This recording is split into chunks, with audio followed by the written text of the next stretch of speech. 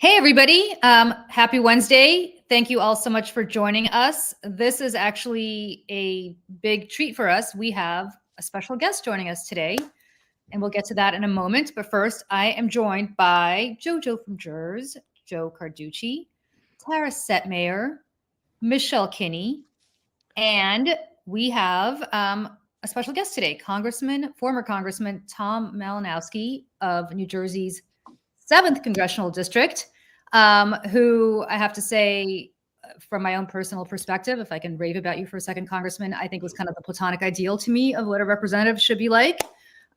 Somebody who really knows his stuff and cares about his constituents, and then unfortunately was replaced by somebody who neither knows his stuff nor really cares about his constituents because he didn't want to do any town halls, and is yet another Republican who is hiding from the people and the voters who put him there, hoping that nobody will notice that he refuses to hold a town hall. Congressman Malinowski decided he was going to hold his own town hall in his old congressional district, just to give people a venue in which to talk about their issues and vent their frustrations. So, Congressman, so good to see you. Thank you for joining Over It. Tell us what you're doing and why you did this town hall, first and foremost. Well, no one else was doing it. And you may have noticed there's some stuff happening in our country right now that people are uneasy about. They should be uneasy about because little things like the Constitution of the United States are being violated every day. And I think if the elected representative isn't giving constituents an opportunity to talk about that, to vent about it, to figure out what can be done, then someone else has got to do it. And we made one mistake in organizing this event. We rented a room that fits about 200 people, and we had 800 people sign up. That gives you, I think, an idea of just how much pent-up frustration there is in our part of New Jersey, but I think it's true across the country.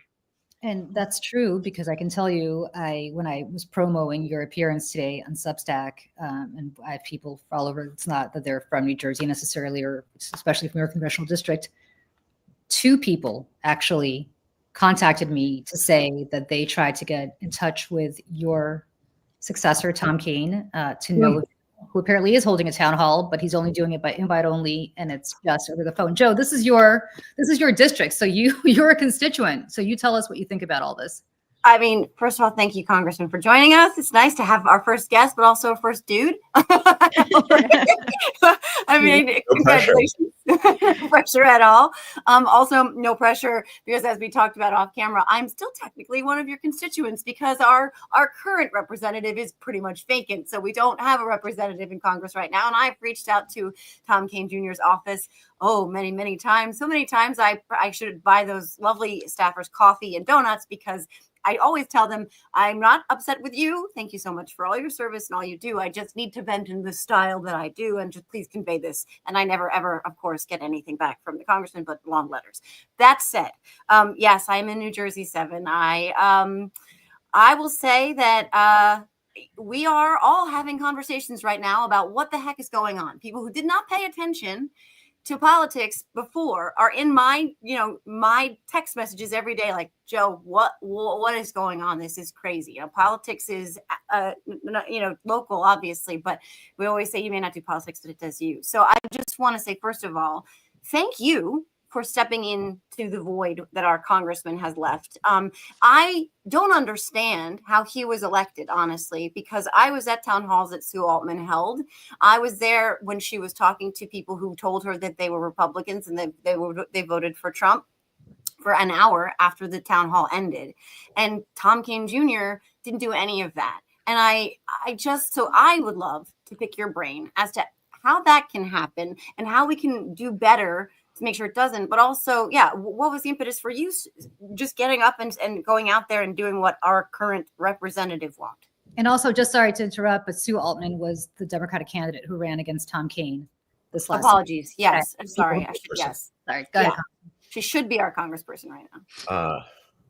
Well, you ask again what the impetus was. I'll give you an even simpler answer, which is that I enjoy it. Okay. If that's okay. No, that's great.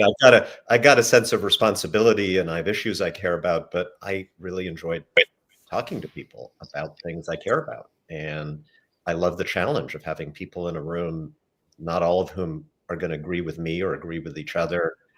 And through that in-person conversation, try to figure out what we should be doing about the problems of the world. Like that's like, that's paradise for me. Mhm. And obviously there are people who get into politics who fear that. And I don't really understand, why are you in politics if you fear that? And by the way, like if our guy Tom Kane had a town hall, like it would be painful and horrible for him because he hasn't had one in his entire political career. And so the first one, the second one, the third one, everybody would be venting at him. But if he had the intelligence and the character and the strength to endure that, the fourth one, the fifth one, it would be way more respectful. And eventually people would get bored of his town halls because he'd be so accessible, which is what happened to me over 4 years too. Like I started out getting tons of MAGA people coming to my town halls. And I'd be like, I'm delighted you're here. I really want to hear from you. And we'd have conversations. And sometimes they'd still be angry at me. Sometimes I'd convince them. But then eventually they kind of stopped coming because it was almost too easy to come to their congressman's town hall because I had them too often, right? And so I don't understand why more of these guys, and it's mostly guys on that side, don't understand that, don't welcome and relish and enjoy the opportunity to have those conversations. Oh, well, I could tell you as the former Republican here and this, and also fellow Jersey girl. I come from Paramus, Bergen County, in the 5th Congressional District next door. I live in Northern Virginia now, but my family still lives there and lived there for 100 years. So I'm very connected to my Jersey roots, and we always joke about how this is a Jersey heavy show. And Michelle, who's gonna come up after me, she's the lone New Yorker, so we get to dump on her, and then of course we have our intra-Jersey fights about there's no such thing as Central Jersey. So we won't start that today. We can talk about that later. Oh, there is. Thank you. As the two North Jersey people. Presented. Oh no, Tara, it's on now. It's on now. I know. Wait. I know. Is it pork roll or Taylor ham? I gotta know if you're. Taylor Are ham. we going to start this now? Because just need then to we might know. end the show. All right. First of all, it's Taylor ham because none of us here is from Camden. Correct. Thank But anyway, Thank you, the Sarah. reason why a lot of these Republican politicians won't do something that we as Republicans used to use as a tactic on the other side, like when the Tea Party was terrorizing people with with their infiltration of town halls. It was a way of getting the voices heard and to put put the elected officials on notice that your constituents are here and they're mad as hell and we're going to let you know. Now, the Republicans don't want that heat now because their own constituents are realizing that, what we voted for with MAGA isn't just going to affect those libs that we're trying to own. It's impacting our everyday lives too. Whoops.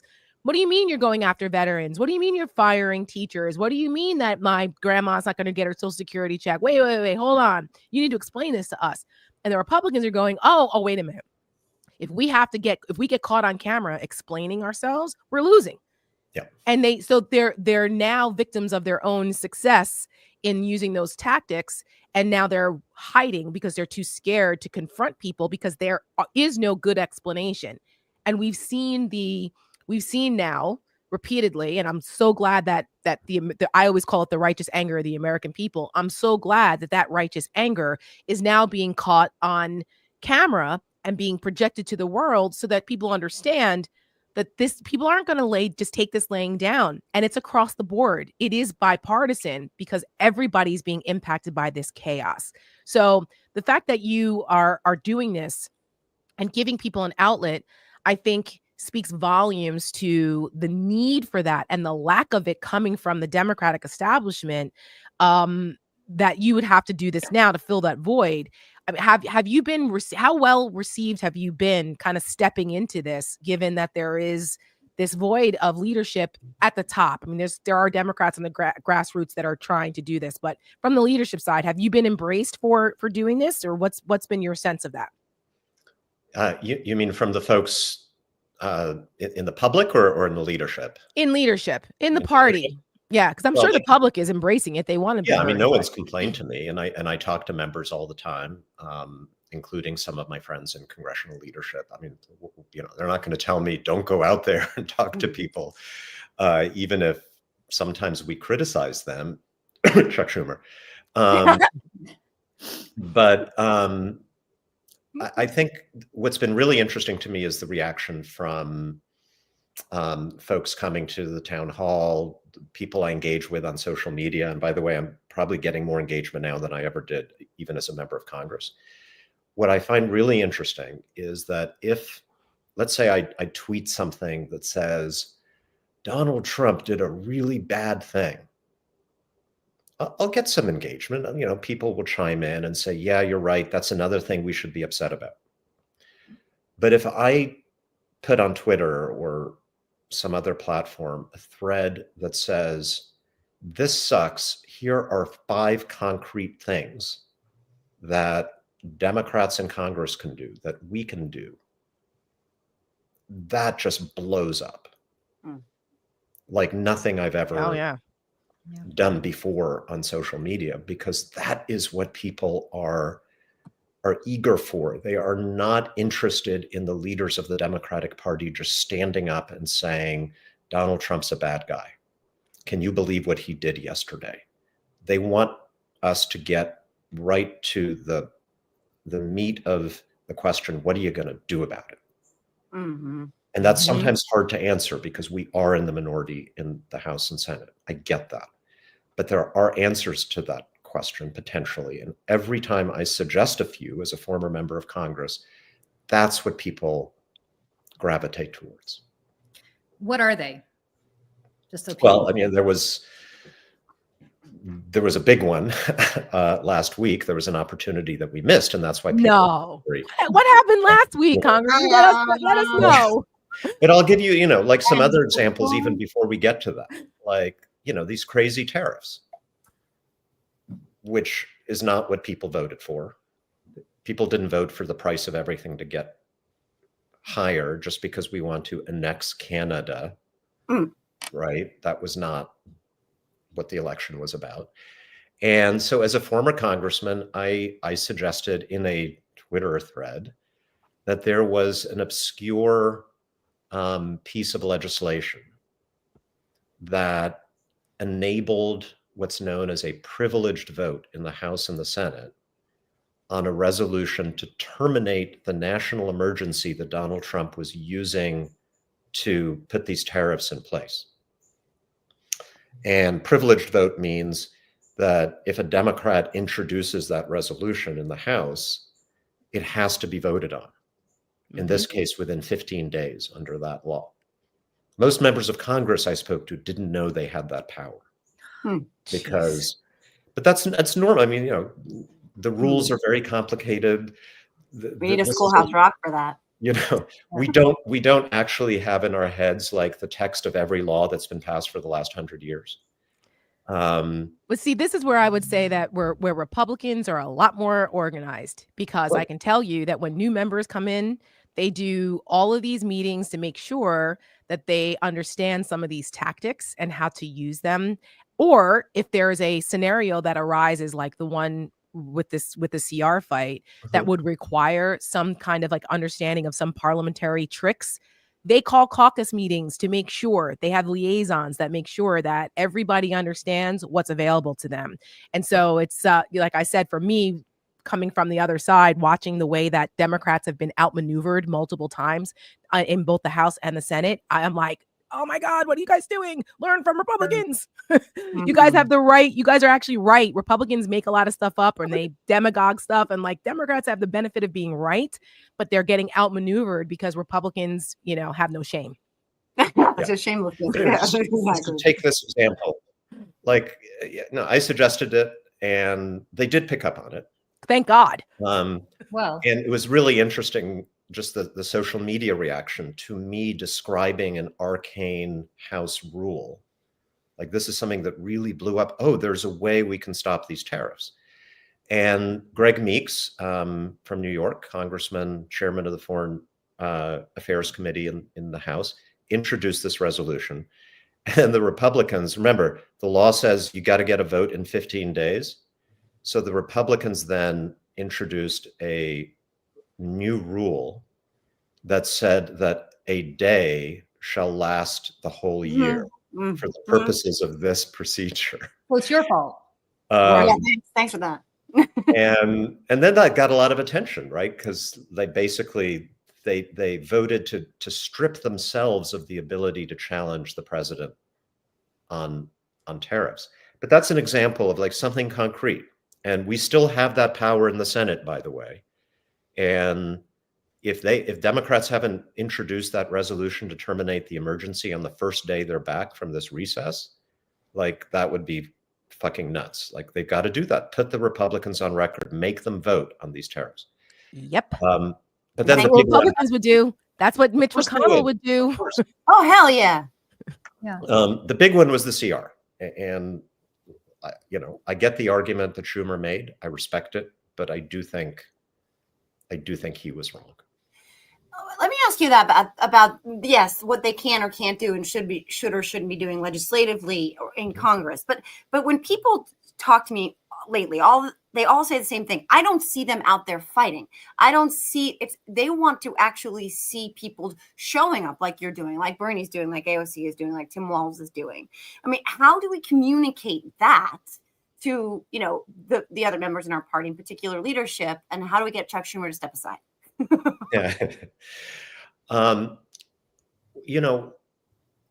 What does it mean to be fighting?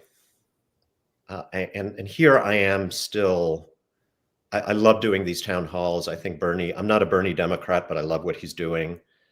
Same. But that's still not fighting. I think fighting is when you take them to court and win, when you do something in Congress that actually has power.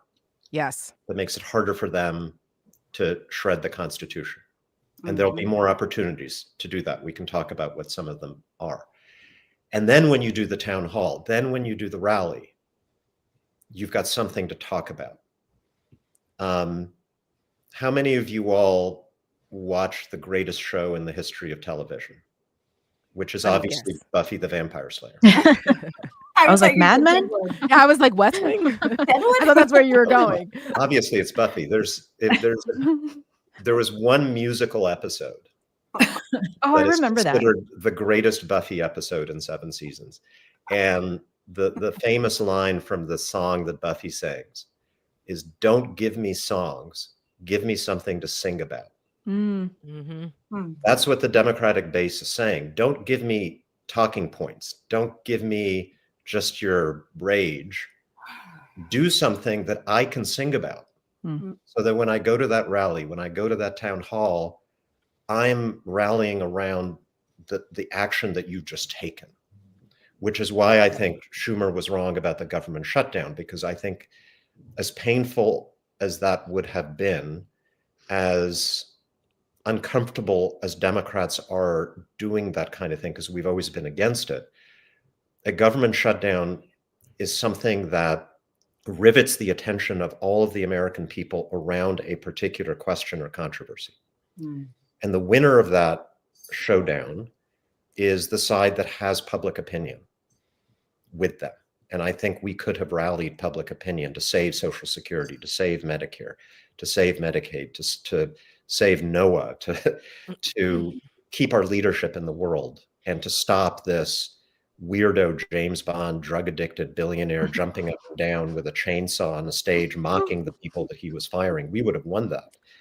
But I would hope so. Yeah, people needed that action, right, to be able to rally around it. So that's, I think, what I mean when I say fight. It's give the people who support us, the Democrats, the moderate Republicans, a plan, a set of actions that they can rally around.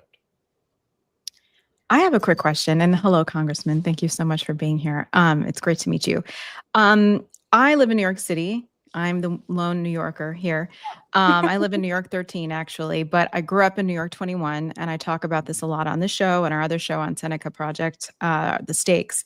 Elise Stefanik is another one of those representatives who has spent many years not talking to her constituents, not having town halls, invite only. She's the worst. So I do have a lot of people up there who are moderate Democrats or maybe independents who want to get involved and want to do something in these ruby red districts, but there's not a lot of infrastructure for the Democratic Party in these places. And I don't always have the best advice to give them about being a party hack or wanting to get involved in the party. What would you tell people in districts like this? How to get involved, how to get in touch with people, or even just to get started? Because for some people, this is brand new to them. Mm-hmm.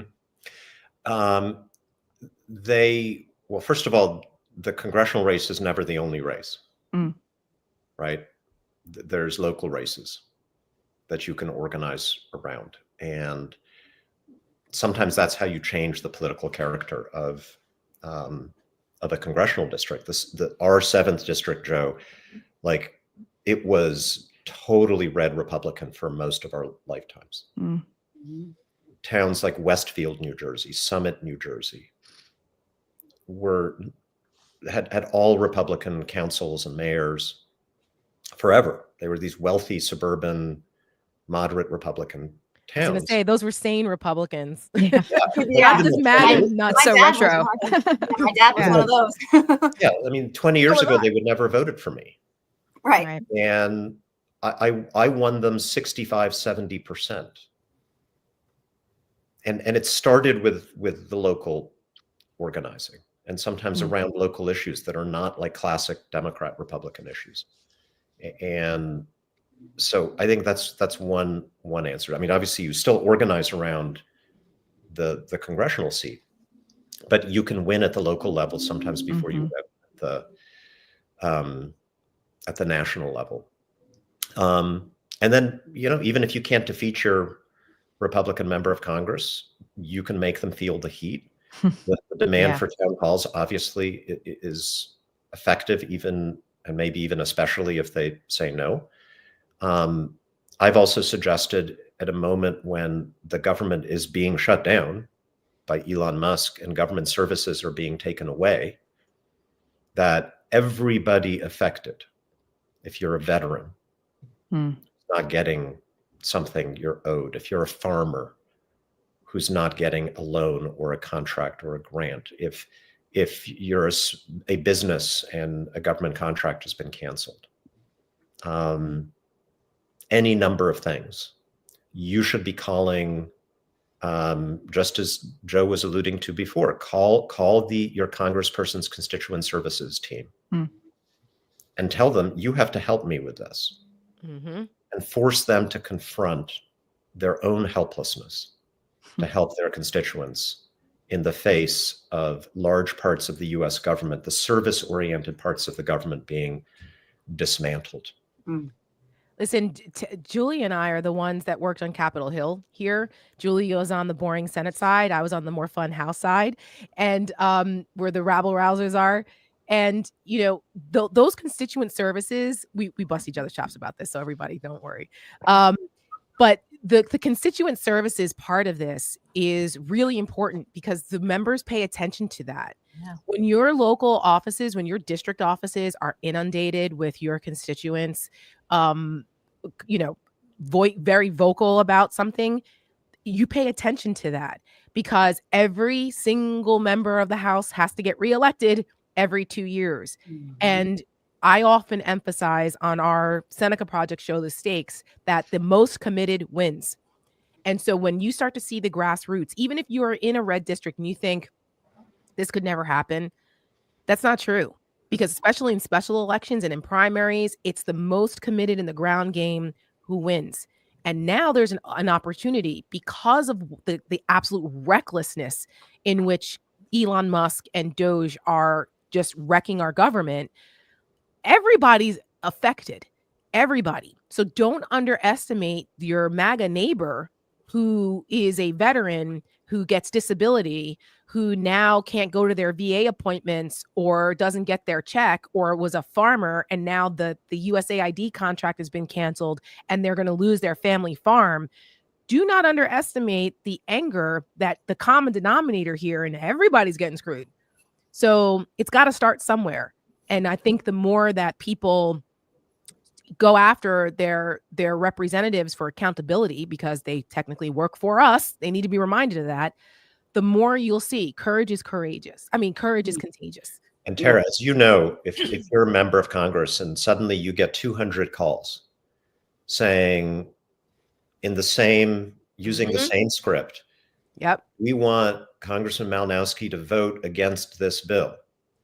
I mean, I would take that seriously, but I would also know somebody's organizing that. Yes.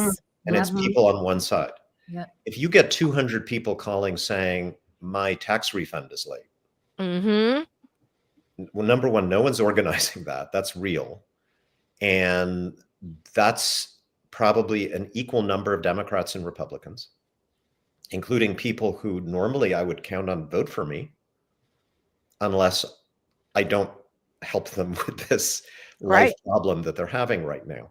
So I think, we got to encourage people to be doing this. A, you might get some help, but B, it puts these Republican members in an impossible position where they can no longer do their most important job as a member of the House of Representatives, which is constituent service, because of what Musk is doing.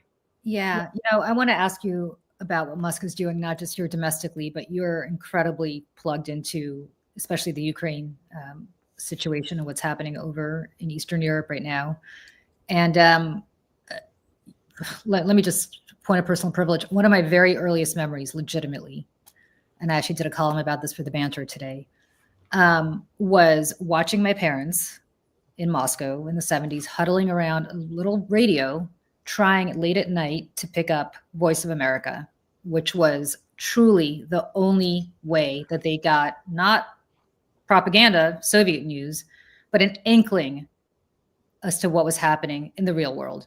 And also in their country that was not sanitized by the Soviet authorities. And I don't know why, but it's always something I've remembered even as a little kid before I even understood what Voice of America was trying to do.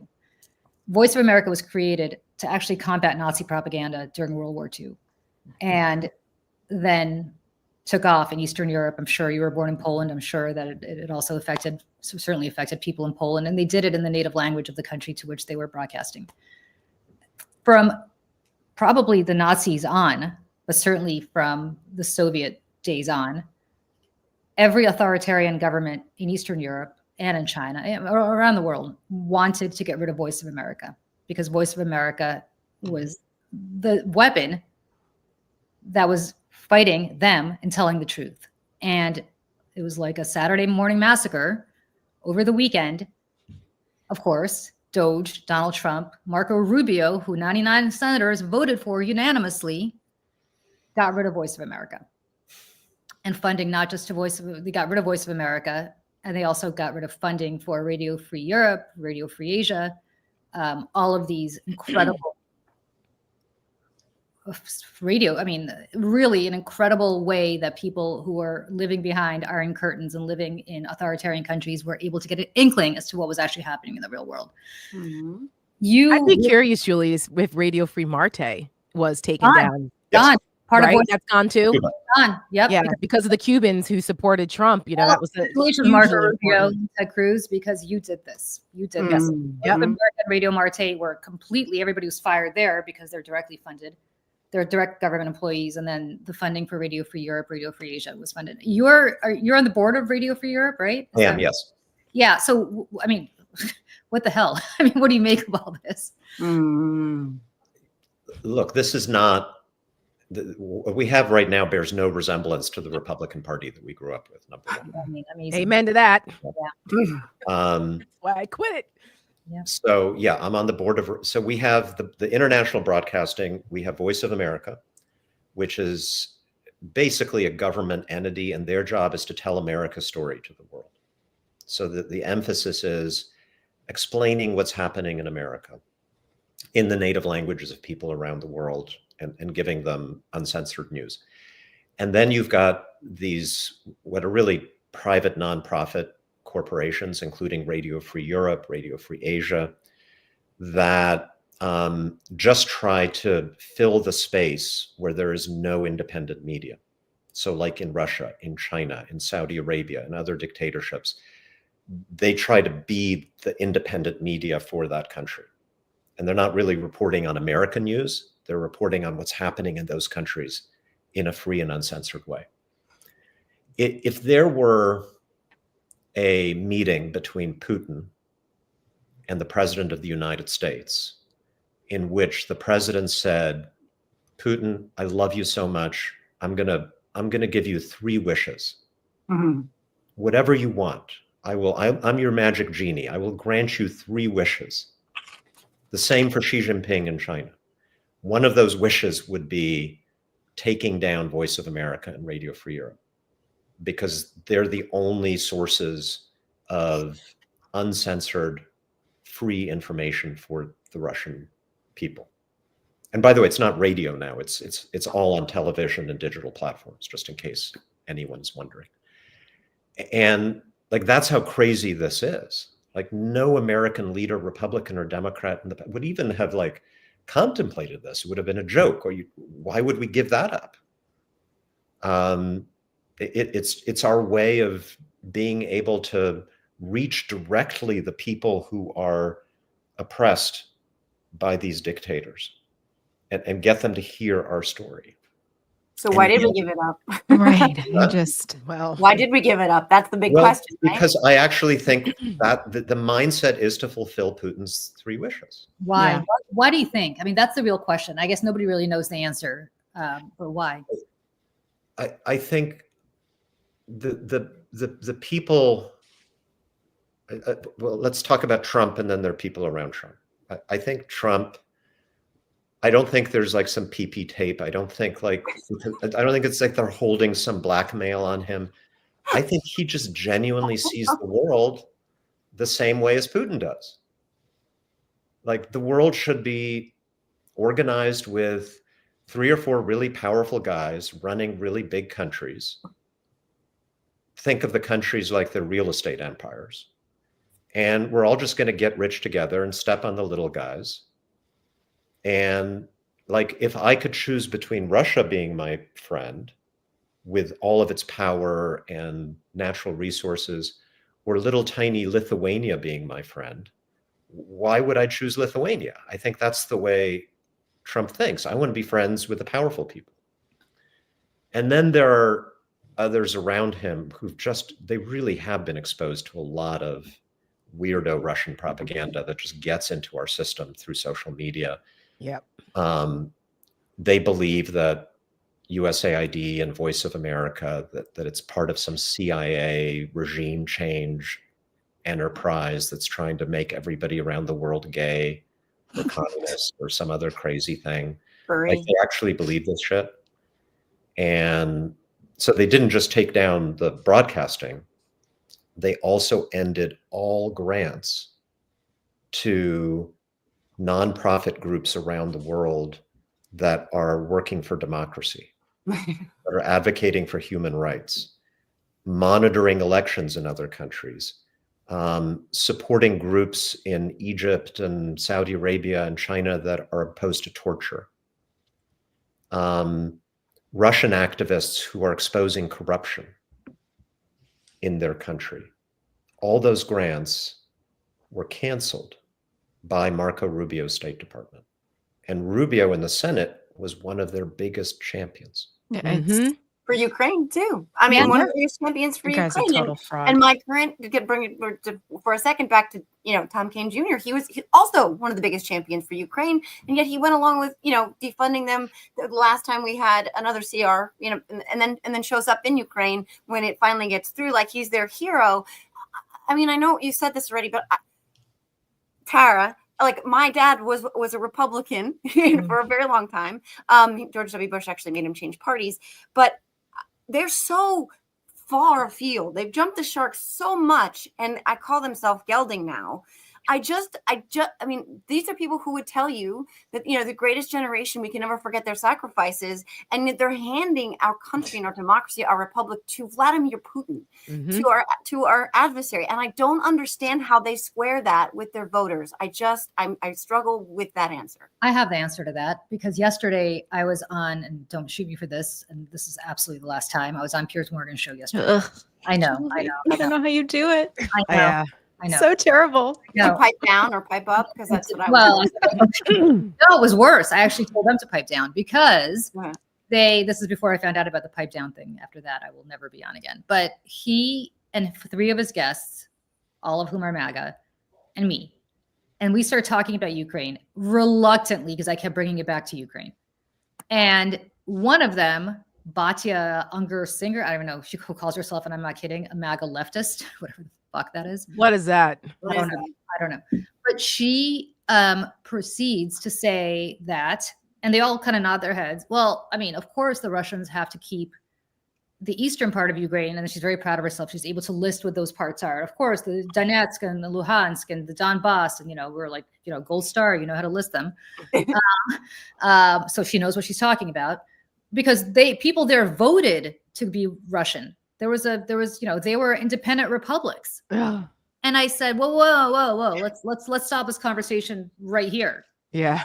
Like, no, just not accurate. They've been part of Ukraine since Ukraine went independent, as was Crimea, which did have a staged, plebiscite. But Mhm. and what I realized, and they're all like nodding along to what she's saying, and then of course Piers, our friend, cuts me off immediately and decides to end the show, because God forbid they don't want to be corrected.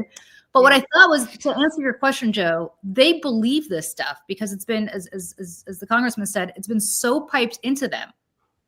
It's been so piped into them by RT and by other influencers on the right that they truly are now starting to repeat Russia. I actually said this to them. I said, look, I actually watch Russian propaganda in Russian just to see what they're saying.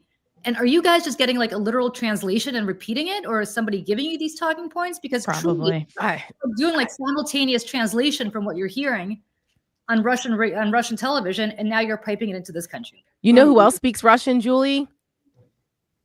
Laura Ingraham. Does she Oh, really? does she? Yes. I She don't know. understands Russian. That must come in handy. Yes. Oh, yeah. And it's, and it's like, you look at our director of national intelligence, who literally is repeating Russian talking points and was Word doing for that, word. right, Word was for doing word. that before she got confirmed, which is another Mhm. example of, in my opinion, where Democrats failed. Because if there's no way, they should have gone down with their hair on fire. They may not have had the votes to stop it, but good God, they should have gone down with their hair on fire, making sure everyone knew who the hell Tulsi Gabbard really was, who the Mhm. hell Kash Patel really was, who these people really are, and not just go through the same boring milk toast questions like as if it were some normal nominating hearing. There was nothing normal about any of these people, and yet here we are. They all got confirmed, and with Democratic votes. I'll never understand that. But I wanted to point something out, that in today's Philadelphia Inquirer, they have a big story. The headline is, "With Voice of America silenced, could U.S. public media outlets be next?" I think there's another aspect to this about silencing Voice of America, because then they can frame it as in, well, we're wasting money and we're sending propaganda over there, which we all know is bullshit. But then it turns it around and it normalizes it and desensitizes people to Trump coming after U.S. media. He said it last Friday at the Justice Department. What CNN and MSNBC and the Post and the Times, it's illegal what they're doing. Yeah, just like impeaching judges. We should do. This is not a thing in America, at least not in a constitutional republic free America. I don't think that there's enough attention paid to this course that they're taking. It's not getting enough pushback. I don't know why. Tom, why do you think it's so hard for Democrats to explain this to people? Because it shouldn't be that hard. Yeah, well, partly because they're using a very effective method, which is to flood the zone with outrage every day, and we don't know what to react to. On this broadcasting and media thing, let me give you some good news and some potentially bad news. The good news is that I think we're going to win in court. We're going to win a lot of these cases in court. Radio Free Europe, which I'm with, is still broadcasting. We've got money to be on the air through April. We filed our suit yesterday. The case is very easy to win because Congress has explicitly appropriated funding for Voice of America and for these grantee organizations. But that raises a question in my mind, and it's kind of a dark question. And the question is, why are they doing so many things that they know are illegal, where they know they're likely to lose in court? Most administrations, when presented with a course of action that's obviously illegal, they say, well, I might want to do that, but we're going to lose in court, so don't try. Whereas these guys, they seem to be gleefully taking actions, even though they know they're going to lose. Yesterday, you may have seen the story about a little thing called the U.S. Institute for Peace that maybe most Americans haven't heard about. This is outrageous. I'm glad you're bringing this up.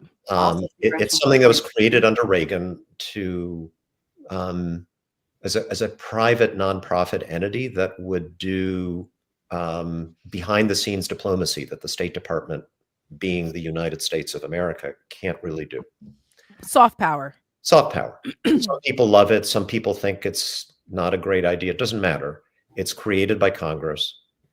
And what the Trump people did was they fired the independent board of directors, leaving only Marco Rubio and Pete Hegseth on the board because they're ex officio. And then Marco and Pete appoint a new head of the U.S. Institute for Peace who marches in the building and says, you're all out of here. But the law explicitly says the president cannot do that. And yet they did it. So what are if you're like one of the ideologues in this administration, like Stephen Miller, what are you thinking? What are you thinking? Like, I'm thinking about the brains of the operation. I think they don't care that they've already said what they're thinking, that the courts are illegitimate. I think it's worse. So here's my dark theory that, there's a radical idea known as accelerationism, which you see on the very extreme right. You can say most terrorist groups around the world are accelerationists. What they do is they deliberately create conflicts that they might not be able to win at first in order to create chaos that they can then take advantage of, just to see what happens.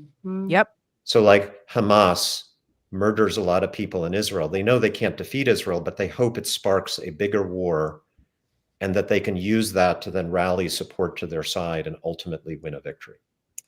I think the theory here is that they want to lose 50 cases.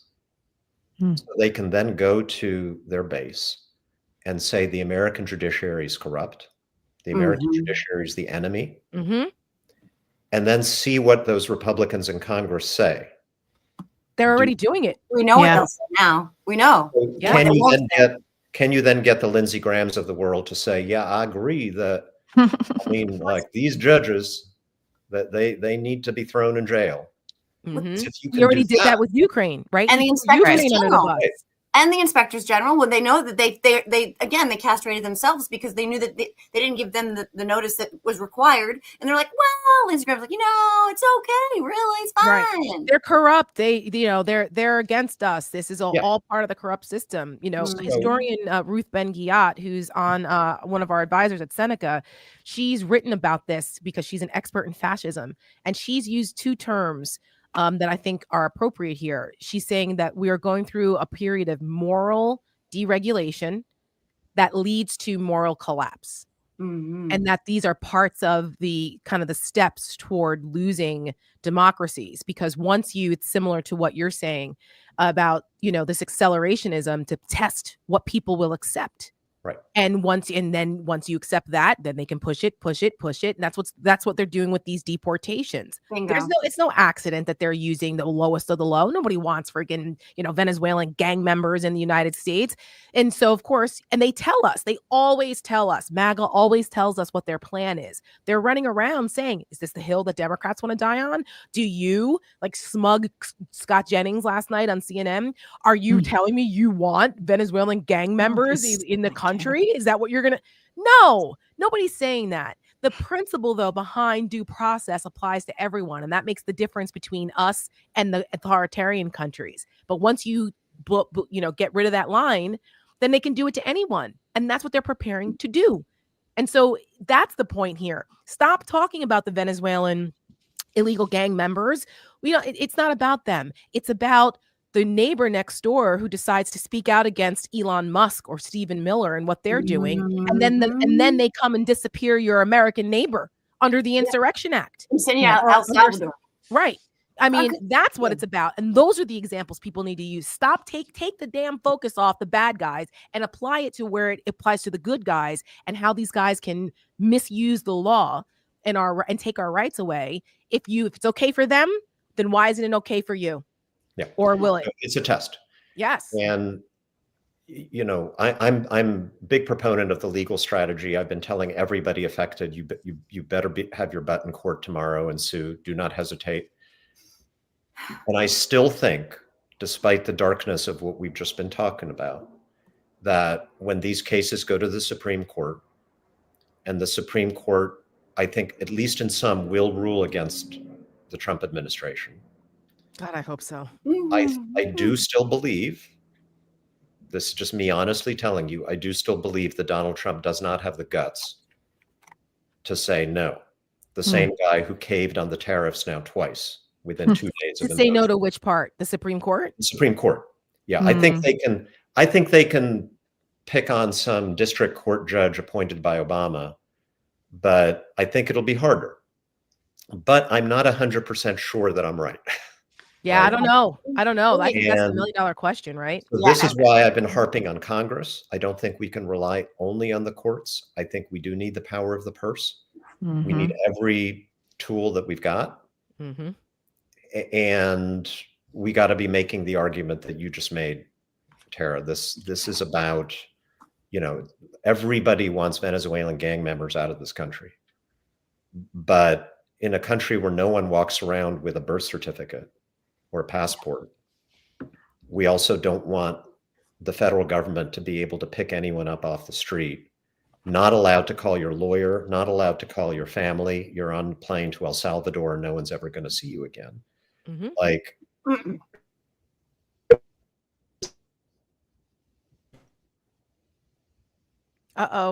did he freeze? The gremlins? The internet gremlins. Did they just disappear, Congressman Malinowski? Yes, they might have. Digitally disappeared. Oh, there he is. There he is. Disappeared you. Okay, because I thought you're not on a plane to El Salvador. I was almost disappeared there. How are you, Elon? You're great. Yeah. I love your cars. I think Love you. I do own a Tesla. Sorry.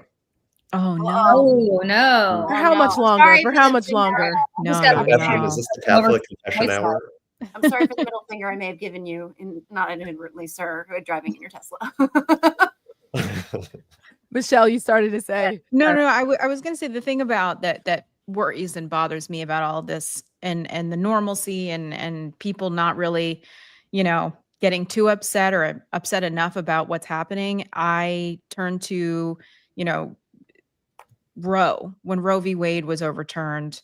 That was the dog caught the car. I mean, after how many decades of them riling up the base in order to, oppose the Democrats and make us into evil, murderers or whatever. They took a constitutional right away from half the American public. And then we voted for all the people who did it to us. Same with January 6th. I mean, I picture him standing in the rotunda and I'm like, this guy incited an insurrection. People died. And here we are giving him the keys back to the castle. It's like, what is going to be enough for people? And I think it comes down to what affects people personally. It's Social Security, Medicare, Medicaid, losing some sort of benefit or right that's going to affect their daily life. And so I think the thing, I mean, I don't know if this is a question or not, but what's the line going to be? I don't know. And that's the thing that worries me is because I'm concerned the American people at large just don't give a shit. And that upsets me. And I also I'm concerned about the our free and fair elections coming up. I mean, with Donald Trump and Elon Musk running the elections in another year, I mean, that concerns me too. And it's not something I really like to say out loud because I don't want people to lose hope, and I don't want people to, oh no, because once you lose, integrity and confidence in our elections, I mean, then we're really done. But I have to be honest. I mean, these things really, really concern me. So, dark times, and it's hard sometimes to keep your eye on the You ball. got to protect confidence too. Yeah. That's And correct. the other pop culture reference I've been making, I mean, I already made the most important one. Let's just. What kind of Jersey guy are you? The best show is The Sopranos. I mean, Of course, Oh, exactly. I I'm was sorry, like, Deadwood's better. I'm just gonna say that Deadwood's better. 6 feet Unless under. you've watched I all know. 7 seasons of Buffy, you can't talk. But anyway, I've never seen one episode. I just want to say I've saw the never movie seen it was based one on. episode. Not I good. think I You're saw the gonna start. movie. There's a You're movie. gonna Right? start. Yeah, the movie was another- first. this is a really bad It was a bad movie, unlike The Greatest Show. Luke Perry. Luke Perry Luke was Perry in the was movie. in it, so let's not. Yeah. I think I saw it in the theater actually. But anyways, Which one? I digress. Luke, The Luke Buffy Perry. movie. Luke The movie wasn't as great. Yeah. The show was And- strange. And that girl's a Trumper now, right? The Buffy, the actors in the TV show. No, Is that Oh, Sarah Michelle Gellar. Sarah No. Michelle Gellar? no. Oh, Isn't she well, no, married I'm to thinking Freddie the Prinze, or Buffy what's from his the name? movie is a Trumper. Is Not that a the one? Trumper. She's in Maybe. prison. She's Yeah. in the Edna Mann Correctional Facility by your house. She's in Western New Jersey in prison for killing somebody while drunk driving. Oh no, that's Really? the girl from. I know that's the blonde. I don't remember her. Yeah, but that's different. Buffy. She was- Wasn't No, Oh, maybe not. I have no idea what this conversation is Sorry, about. sorry, I'm, sorry. I'm a clueless girl. That was my favorite 90s Yeah. movie. If But anybody knows anyway. the actress who was in the Buffy movie, I think that chick. The is- blonde gal who was Yeah. in Big Christy Daddy. Swanson. Christy Swanson. Yes. And I'm so You, sorry, Laura. for Johnson. You are not in prison. You are a Trumper, however. Well, she's Sorry. in some kind of prison, trust. All right, so go ahead. Sorry. What's the Sorry. They All right. watched Star Prison. The next pop culture reference, this is from a Will Smith science fiction movie called After Earth. It sucked. Oh, yeah, that was a terrible movie. But there's a great line. His son is stuck on a planet full of monsters and dinosaurs, and he's trying to help his son, played by his real life son, to survive. And what he tells him is, don't get me wrong, the danger is very real, but fear is a choice. Mm. Yes. Yeah. Yep. And this is like in my town hall meetings, that's my number one message. I'm not downplaying the danger. Mhm. But when we sit around thinking there's not going to be another election, the Supreme Court's just going to prop up Trump, there's nothing more we can do, that induces helplessness and passivity. That's what they want you to feel. That's why they're Right. doing all of this stuff, Yeah. rapid fire every day. But public opinion is on our side. Mm-hmm. Yes, voters wanted to shut the border. They were angry at inflation, all legitimate concerns, but they're not with this nonsense. The law is on our side. The judiciary is on our side. Mhm. Of course, we're going to have more elections. We're going to win the next election. We know how to do it. We did it in 18. We did it in 20. Despite my loss, we did it mostly in 22. And so we got to be projecting that confidence and strength. And I want leaders in the Democratic Party to be doing the same thing. We are going to win, and we are going to have we're going to take so much pleasure in defeating you Yeah. I that I hope so. want to accelerate that day, right? So that's got to be the attitude that we project. And I Yeah. hope we don't go back to this mentality of we've got to get back to norms, and so we have to forget. Like there needs to be some accountability here. Maybe that's the Jersey email coming out. Maybe it's the Russian. Oh, email coming out. absolutely. We need some. Jeremy Tolbert wanted us to ask you. Somebody on the chat wanted us to ask you what Republicans think behind the scenes. I mean, I personally don't think it matters what they think behind the scenes. It matters what they do. But what do you think? I mean, I know a lot of them who, you've heard this a million times, right? Who are actually horrified by this. They're terrified of their MAGA constituents. There are a couple, and if I told you the ones who I thought were still somewhat brave and willing to do something, it would probably hurt them. So I'm not going to do But it. they're not But doing anything, So right? even sad. yesterday, I was just on. cowardice, really. If you ask me, they're worse. Of course. They're worse Yeah. It's than how the we ones got who are here. drinking the Kool-Aid. They're worse. Yeah, we got I have here. more. Yeah, I have more respect for the people who I have ultimate respect for Tom Massey, by the way, which I can't believe I'm saying. I mean, He's that guy.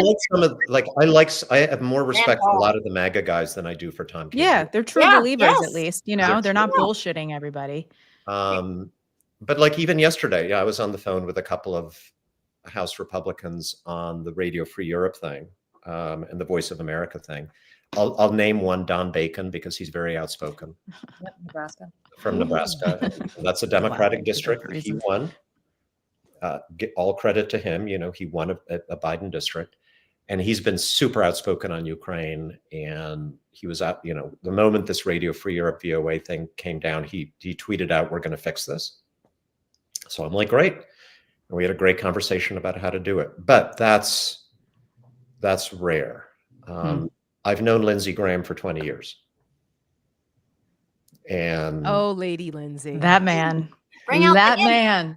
And he, I still talk to him because he still does sometimes try in his own way. Listen, Julie, it gives Lindsey Graham credit for helping with their work over at, Lift Our Voices, and was helpful in that. And it's like, that's great. But it's like, dude, when it really matters, like, you're not saying that didn't matter, but I'm saying like on like things that everyone's paying attention to in the national security space that deep down inside could like be the pathway to World War III. You gotta stand up. Like When it takes his own risk, when he's risking his own, power. That's the difference. To do the right thing. He doesn't. Listen, he knows what the right thing is. He still does. Exactly. Oh yeah, I know. Which makes it worse. In my opinion, a bigger coward than the rest of them. Because if you're not willing to stand in the breach in this moment, what are you there for?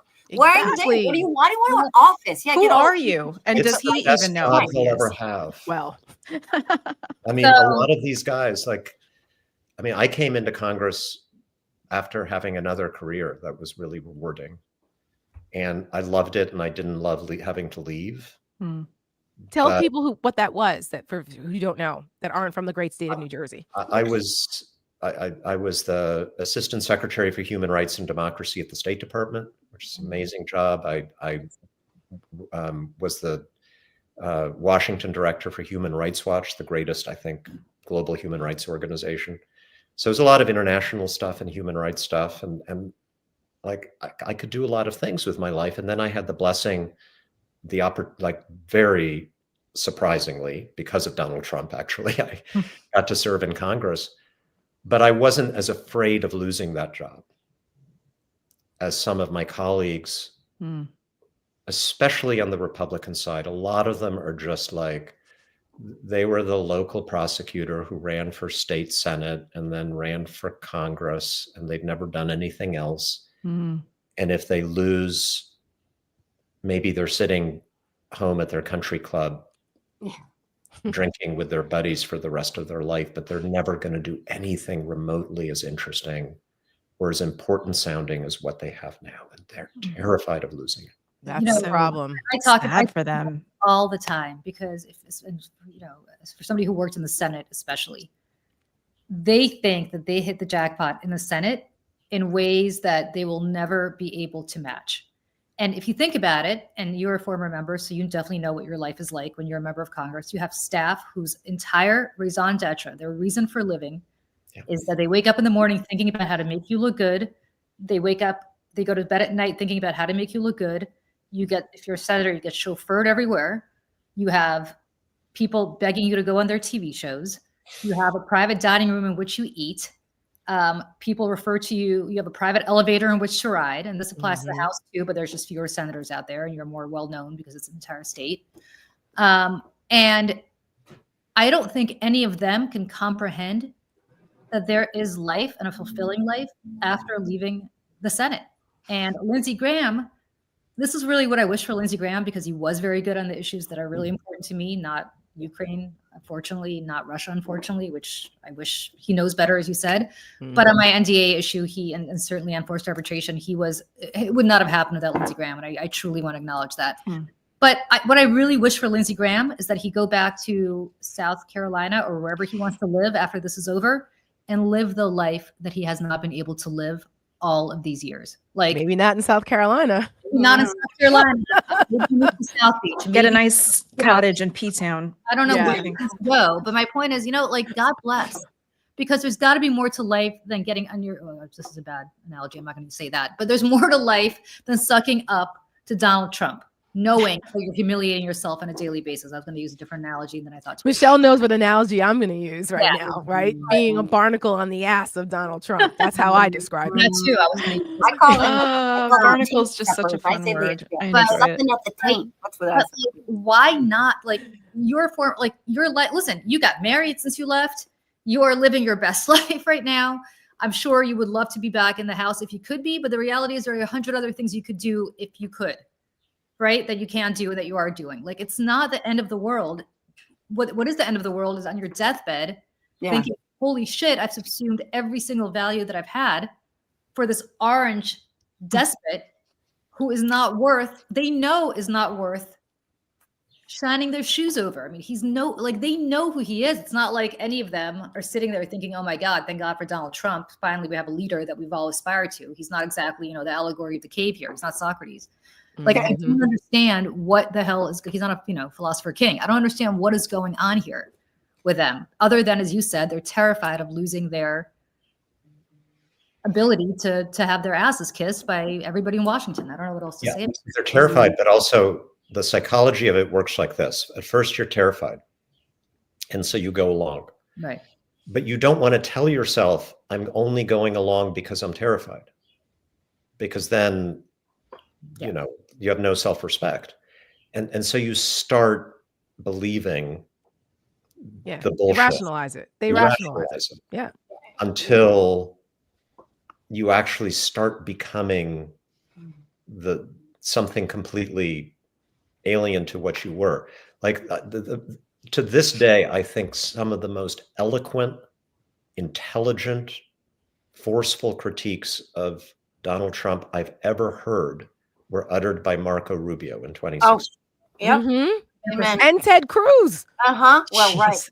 Oh, wait a second. He's a con man. He's a con man. And he's a liar, and he's a cheat, and all those. He's a watch salesman. And Lindsey Graham too, by the way. And Lindsey too. I mean, really intelligent, not just like insulting Trump. Yeah. But really explaining what Trump was doing and why it was dangerous. Yep. And how it would ruin the party. Fall for that trap will they were right. pay a price.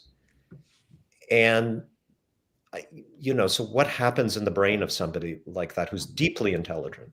And Lindsey is one of the most thoughtful and intelligent people I've met in Washington. They know what's going on.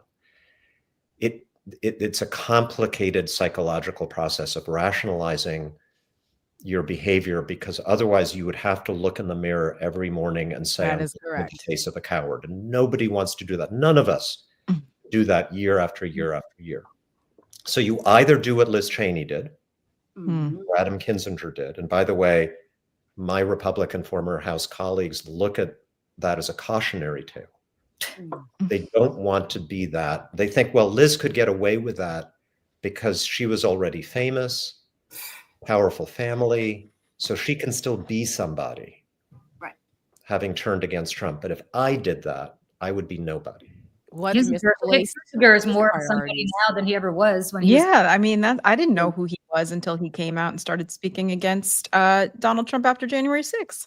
Yeah. Well, not really. This slide that we're seeing exemplified by the feckless brigade, it's also indicative of the dismantlement of our democracy on the larger scale, right? This is how you get to tyranny. This is how you get the society to also succumb to these same kind of weaknesses and frailties and leaning into the fear and then convincing yourself because you can't admit you did that is how you get to a place where you can forgive atrocity, where you can look the other way when people are being disappeared from their homes in the middle of the night. I mean, we're seeing them sort of leading the way where it's going to emanate from the fucking suck that is, the congressional Republicans right now out into society at large. And that's, that's where I get really freaked out because, historians have long said that while history may not repeat, it definitely does rhyme. And that is what we're looking at now. And we're seeing that societally as well, to your point before about,